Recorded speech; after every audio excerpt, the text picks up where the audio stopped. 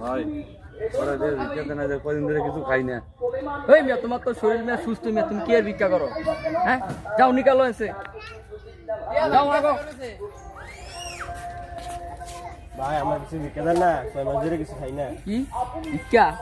তুমি ধরে খাও না, তুমি বাচ্চা আছো কেমনে? মন তুমি করে রাখাবো না, যাও আনতে। আর আজকে বেতনটা পাইছি, আজকে কইছি লুরা মুরারে ভিক্ষা টিক্ষা দিমু, কি এর বালামুল আয়া সাহায্য ভিক্ষা করতে হয়, দেশটা বন্ধ হয়ে গেছে গা।